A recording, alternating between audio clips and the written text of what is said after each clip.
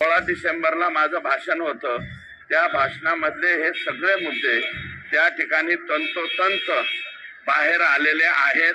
त्याच्यामुळं आता तरी अजितदादांना म्हणजे अजून आता घटिका जवळ आली असं मला कळतंय, परंतु तरी सुद्धा अजूनही अजितदादांनी निर्णय बदलू नये आणि यांना राजीनामा त्या ठिकाणी द्यायला लावा. कारण यांच्या राजीनाम्यामुळं जे बळ आका आणि त्यांचे सहकारी जे संतोष देशमुखचा कशा पद्धतीने आणि तमाम महाराष्ट्रातल्या सगळ्या जनतेने मला वाटतं ते व्हिडिओज पाहिलेले आहेत. इतके भयानक व्हिडिओज आहेत ते बघितल्याच्या नंतर ज्याला हार्ट आहे तो प्रत्येक माणूस मला वाटतं काल रडला असेल. इतकं भयानक कृत्य या लोकांनी केलेले आहे.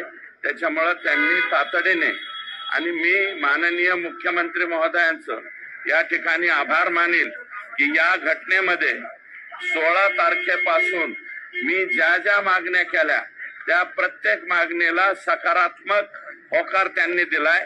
मी जे जे पत्र दिलं त्या पत्रावरती राज्याच्या मुख्यमंत्र्यांनी एंडोर्समेंट केली आणि आता माझा विश्वास आहे मुख्यमंत्री 100% यांचा राजीनामा आता घेतील. यांना राजीनामा घेऊन एकदा घरी पाठवावं अशा प्रकारची माझी विनंती आहे. तुम्ही जो उल्लेख डिसेंबरमध्ये तुमच्या भाषणात विधिमंडळात केलेला होता, जी दावे केलेली होती, चार्जशीट मधल्या फोटोमध्ये ते सत्य पाहायला मिळतं. हे पहा, चुकीची माहिती दिली होती का त्यावेळी? हे पहा, मी स्वतः संपूर्ण माहिती घेतल्याशिवाय कुटुंबियांकडून त्या गावाकडून त्या गावातल्या आसपासच्या गावांकडून पूर्णपणे खरी माहिती घेऊनच मी बोलत होतो. मी हवेमध्ये अजिबात बोललेलो नाही.